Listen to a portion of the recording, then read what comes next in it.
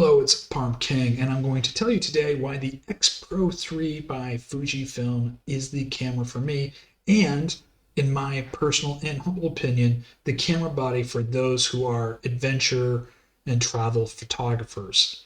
Now, I'm going to go through 8 reasons why I think this particular camera body and the Fuji lineup are the right camera bodies for those like myself. The first reason is the analog sensation or the analog process. Well, this is a digital camera. If you've shot in film in the past, this is going to be a beautiful experience for you. And I started off as a film shooter, shooting on a Nikon FE2 camera body and a 35mm lens in the early 80s. Now, the process here is you can see your f-stops here on your lens. You have your shutter speed here on the top of the camera, your ISO here in the center, and you have your exposure dial. Now, as a kid, when I first started learning photography when I was 10 or 11, I used to call this the push me, pull me dial. You know, when I was pushing, I was overexposing. When I was pulling, I was underexposing. And so having that experience, that process of that analog tactile sensation allows you to get more into the moment. And what I mean by that is when I was shooting film, I got to a point where I could look down at my camera and see my f-stop and my shutter speed and know in my mind's eye, you know, what my depth of field is going to be like based on that f-stop. And also, did I have a shutter speed fast enough that I could actually stop a bird's wing in motion, for instance. And being able to just look down on your camera with it not even being on and being able to interpret that information, I think is really important for that adventure travel photographer that might be in a difficult weather condition, might be overcast, a little dark out, and you can just look at it and go, okay, I know what I should be expecting before I even put the camera to my face and take that photo. That, by the way, that analog process is through the entire X series lineup by Fujifilm. Number 2, why the X-PRO 3 is the camera for those who like to travel or adventure photographers, is what Fuji was originally famous for, and that's making film. Now, when I shot film, I shot all kinds of film and a lot of Fujifilm, including other film companies and Kodak and Agfa and Tri-X. But Fuji was one of the leaders, if not the leader, in making a variety of quality films. And what the brilliant minds of Fuji did was figure out how to simulate those films and bake them right into the camera. There are some beautiful film simulations in here, from the across black and white to the pro negative to the classic negative. They have some great, beautiful film simulations in here. And what we've started seeing, or what I've started noticing, is this subculture of Fuji fans now designing and putting formulas together for other type of film simulations. You want to shoot a Kodak classic, there's a film simulation formula that you can go out there and program in there. So you can program up to 6 custom film simulations in the camera. Plus you have the 8 that Fuji has already put in this camera. You can adjust them, tweak them, add a little grain, change the balance of them, and program right then in the camera. And with one button, you can go ahead and access those different film simulations. So that's reason number 2. And again, that's true through the entire Fujifilm X series lineup. Now, I don't shoot raw. I don't do any post editing, maybe some cropping and maybe a little contrast.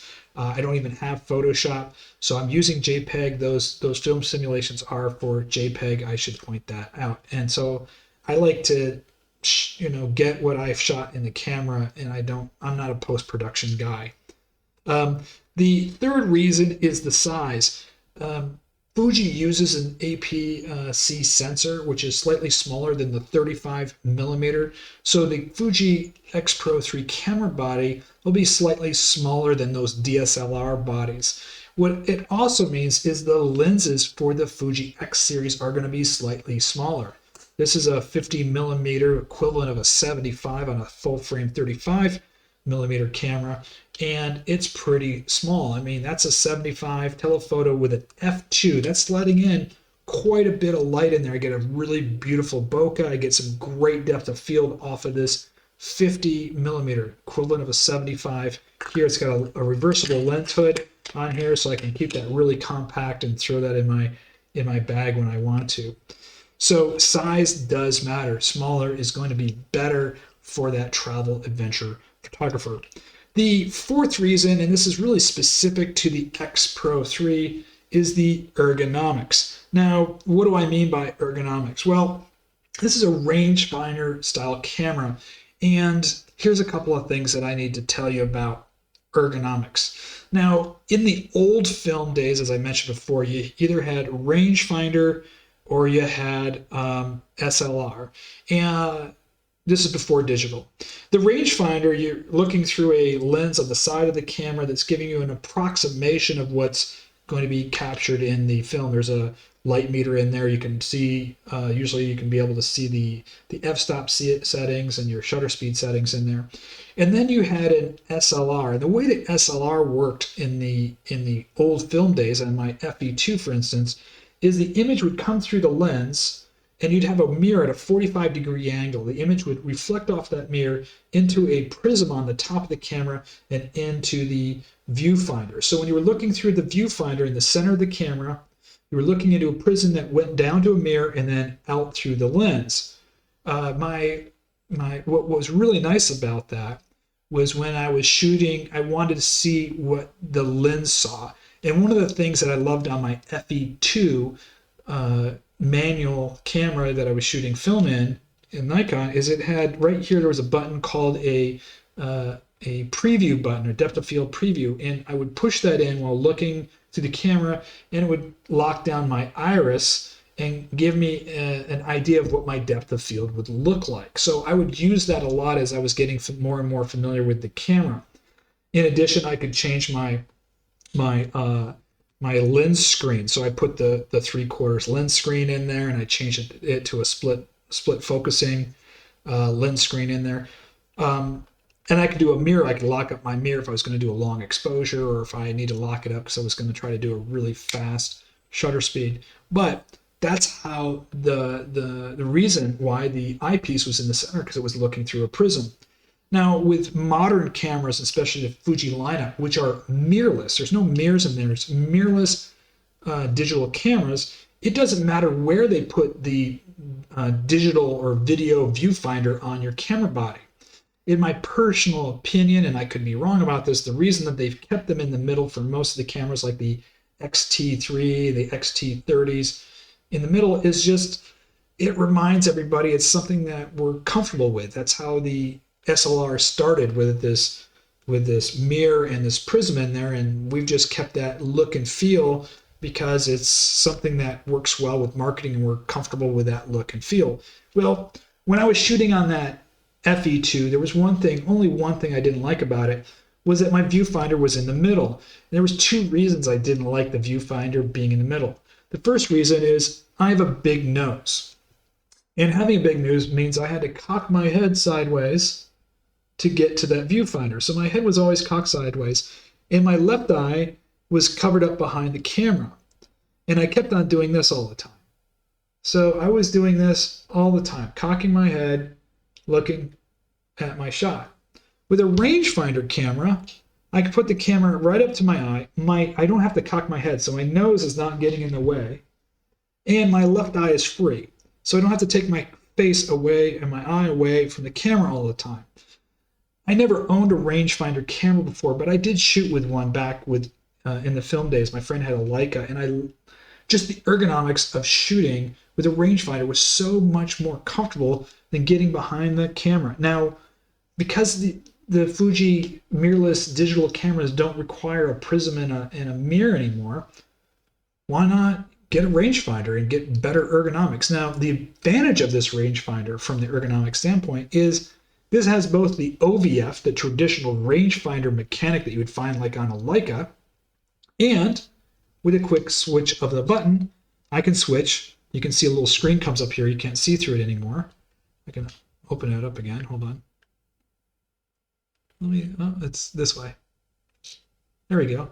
So now you can see through it. There's an actual lens. I'm looking through the lens, or I can go back to the seeing right through the digital viewfinder, the video viewfinder. And the one in this camera, I've looked through quite a few of them. I have my first Fuji here was the XE3. But this viewfinder in here is gorgeous. So the ergonomics. The other part of the ergonomics that I really like versus the traditional SLR is everything that I need is on my right side with my right hand, leaving my left hand free, this side of the camera clean, and I'm just using the aperture setting here. So what my right hand is doing is I have two command dials on here. My forward command dial, when I'm looking through the camera, is my push me, pull me exposure dial. And the back button here is I just push this in. If I'm using manual focus, it zooms in and I can use my focus peaking. I have a little button back here. I can change my film simulations with scroll wheel. So I don't have to use any LCD screens. Everything's on my camera. I can control everything right here, moving these dials back and forth to lock in the photo that I want, either by looking at the camera this way or looking through the camera that way. So it's really comfortable ergonomics. It's got a really nice little thumb rest area right in here for my thumb. There's a little bit of an area where it sticks out in the front of the camera. So it just feels comfortable in the hand, and everything is easily accessed with my right hand. So great ergonomics. And again, my nose isn't pressed up at the back of the camera. Mr. Big Nose here. So it's awesome. That's why the rangefinder for me is ergonomically just way more comfortable. And I think for those people that are travel and venture photographers, just using a rangefinder style camera instead of getting behind the camera, and if you have a big nose, twisting your face up, it's just going to be a better experience shooting. You want to shoot, I find in all my photography, I'm pulling my camera out, maybe out of my backpack or out of my jacket, and I look at it and just set it up, okay, boom, boom, and I just want to be able to take some photos, and then using my push me, pull me dials, I'm using by the way, I use my exposure is what I call dialing in my photo, right? So I've got the aperture that I want. If I'm shooting aperture priority, I won't be shutting the shutter speed, or I sometimes I just set my shutter speed. I just want to shoot all the time at like 250 because I might be catching some motion or whatever, and that's a speed that I like. And then I'll be using my aperture. And once I want to dial it in, that's when I'm using I dial in my picture as I'm shooting, using my thumb here, either on the push me, pull me dial. When I'm taking pictures, I don't look at all the stuff inside the side there, like am I over or underexposed? For me, because the video viewfinder here in this camera is so amazing, I can see what I want. So I don't care if it's like +2, +1, -1, over or underexposed. I don't even look at that. I just look, that's the image that I want. And so I'm just dialing in my photo. Once I had the aperture that I want and the shutter speed if I want, if I'm not in aperture priority, just dialing in my photo with this, or dialing it in with a command dial in the front.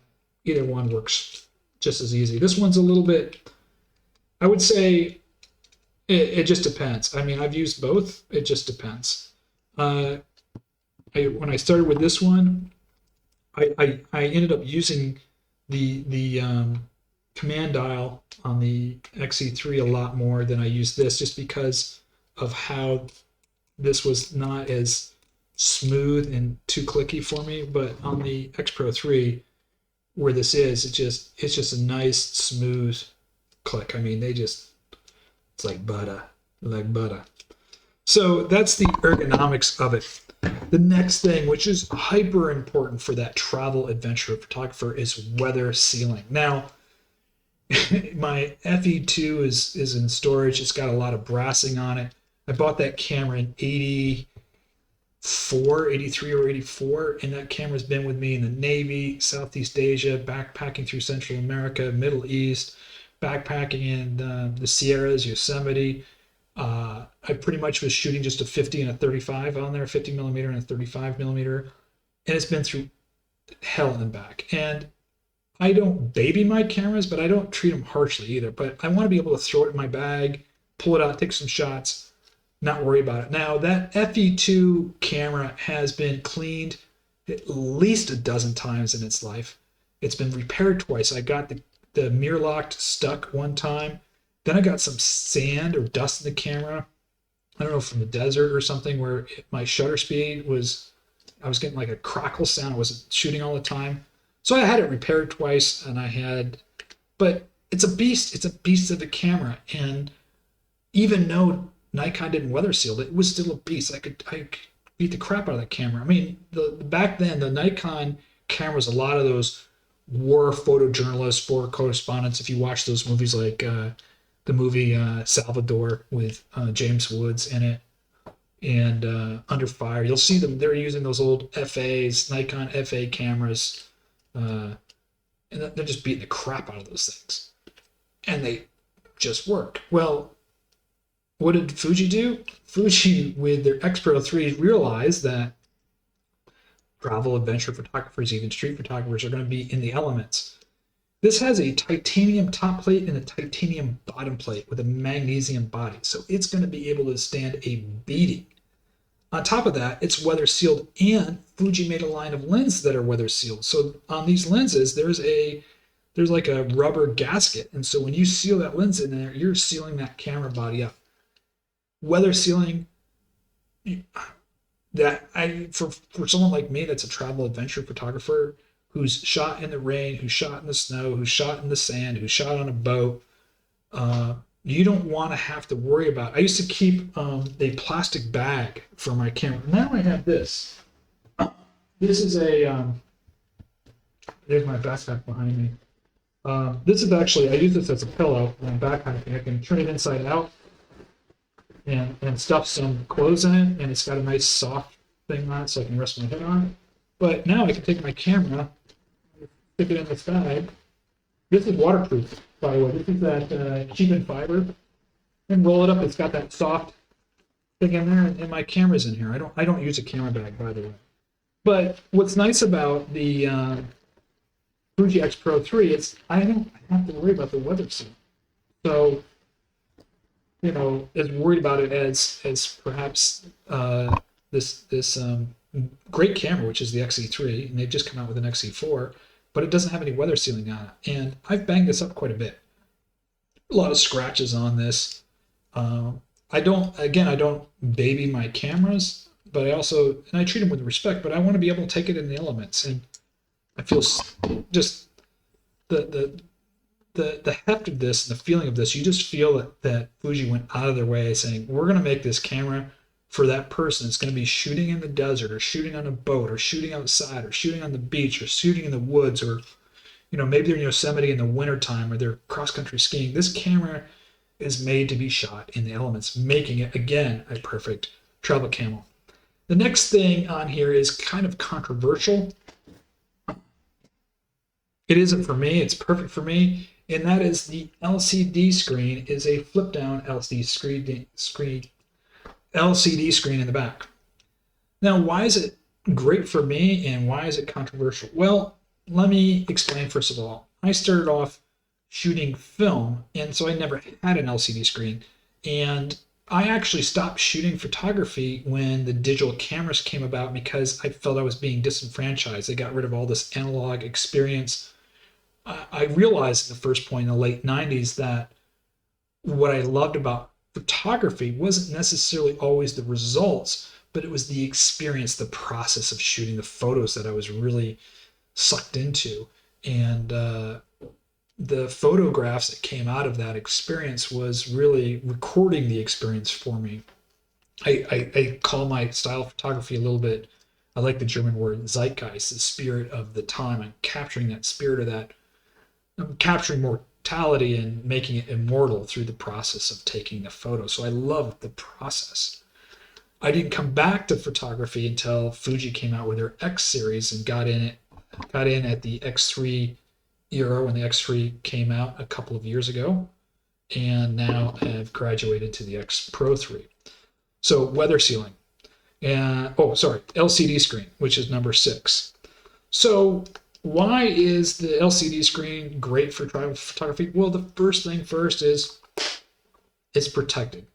It's closed up, it's protected. That means you're not going to worry about scratching it or having to buy protectors on it. It's just protected in the back. Now, the LCD screen, for me, because of being a film photographer, but my suggestion to others who are going to be shooting film, or shooting on the X-PRO is that you don't want to be using your LCD screen. You want to use your LCD. For me, my recommendation is using an LCD screen for primary two reasons.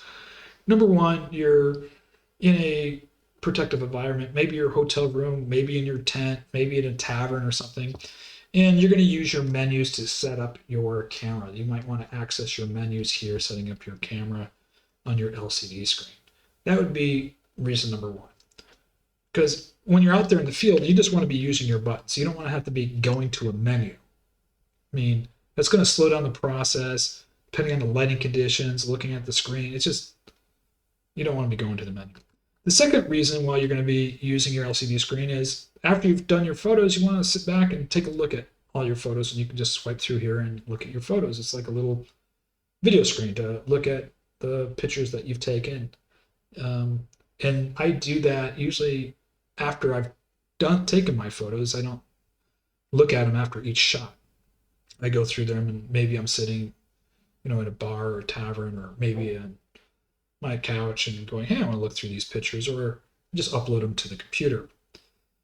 The other reason you might want to have the LCD screen is if you're like a street photography and you're trying to shoot from your hip or something, you can have this out at like the 90-degree angle and look down. And I'm not a street photographer, but I would assume that, or I don't consider myself a street photographer, but I would assume that would be kind of cool to be doing those sneaky shots from the hip, being able to look at it this way. There is another reason why I don't use the LCD, and that is because of these. These aren't sunglasses. Well, they are sunglasses, but they're also because I have to wear glasses. I can't see anything within about a foot of my face. Everything's out of focus. So, and I don't shoot with glasses. So when I'm shooting, either I don't have my glasses on or they're in my head. And when I had my XC3 or shot with my XC3 with the LCD, I wouldn't be going like this and then going, okay, let me see what's on the picture, and going like this and going on the picture and doing this. That's just a pain in the ass. In fact, if I ever needed to look at a menu in my camera, I would look at the menu inside my viewfinder, like, okay, I want to change something in my menu if I had to. And I would go and do it in the viewfinder. So I never really used the LCD. The second thing is, as I said, I got a big nose, and having my nose, it doesn't touch the LCD. That's why I use a rangefinder, but this gets dirty and grimy, and I just don't need it out all the time. They have a term for it. It's called chimping. I don't know what it means, but I don't exactly know what it means or where it came from. It means, but people just constantly looking at their pictures on the LCD screen. What Fuji did do, and I think this is a little bit of Fuji love, maybe for me and maybe for those people who used to shoot film.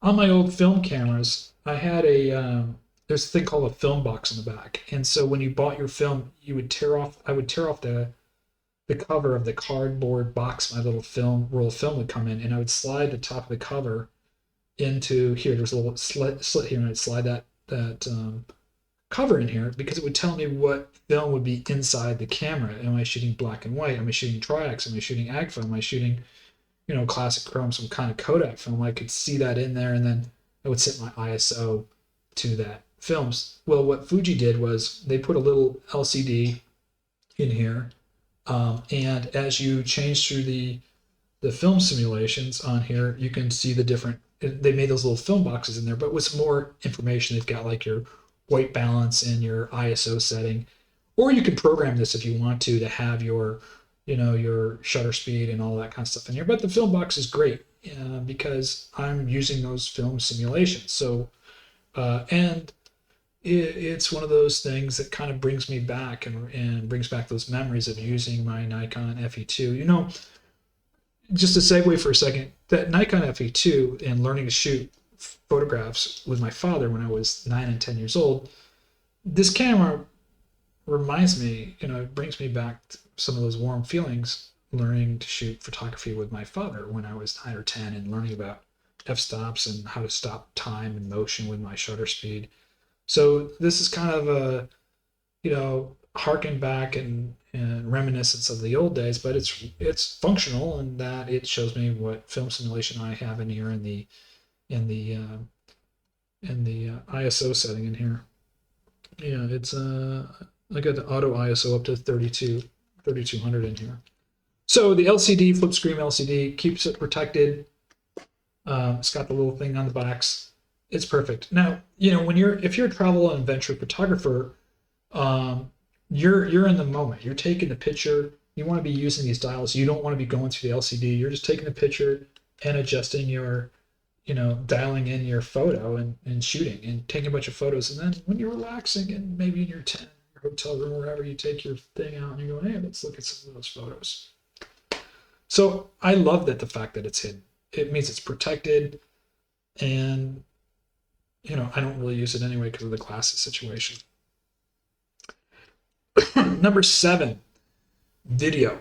I don't shoot a lot of video. I am making some YouTube videos. I'm actually writing, you know, for those that don't know, I'm an author of a historical fiction series. I'm also back into role-playing games, so I'm writing a role-playing game called Iberia. We stream, and I'm going to be making some videos. I've been making some videos, or I call them vlogs, on some of the stuff I've been shooting outside. So being able to shoot video, and this shoots in 4K. It has also, I have a little mic, a lapel mic that plugs in here really easily. Works fine. Plug in a lapel mic, shooting video out of here, shooting up to 4K. I'm usually shooting 1080p, but it shoots great video. So if you need to shoot video, which I do, not often, this shoots 4K, really good quality video. And what Fuji did was they allow me to use the film simulations in the video. So if I want to shoot in that pro neg look or that across look, I can do it with this camera.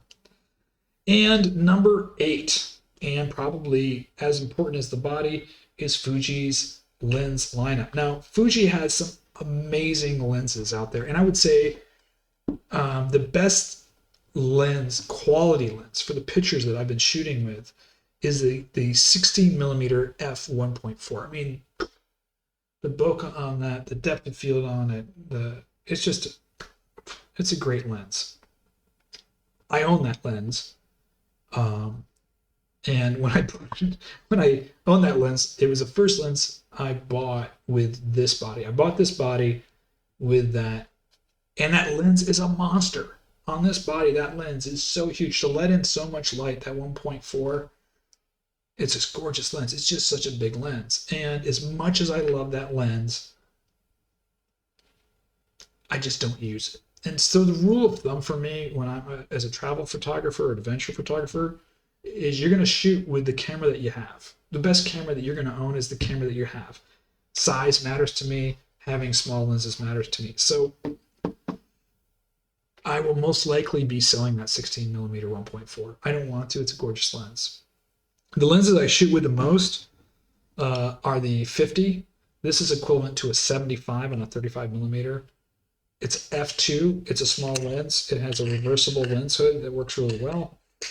And I love shooting with this 50. The depth of field, the range on it's great. Fujifilm has made an entire series of lenses called WR. They're weather resistance. There's a a rubber gasket on here. The other lens I shoot with a lot is the 23 here. I've got a little metal hood on here, which I really like because I can lay my camera face down on that square hood. This shoots to f2 as well. The 23mm is equivalent of a 35.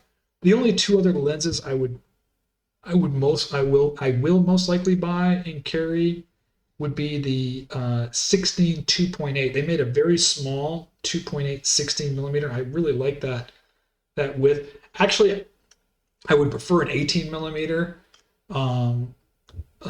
weather resistant lens. But the 16 2.8 I think is great.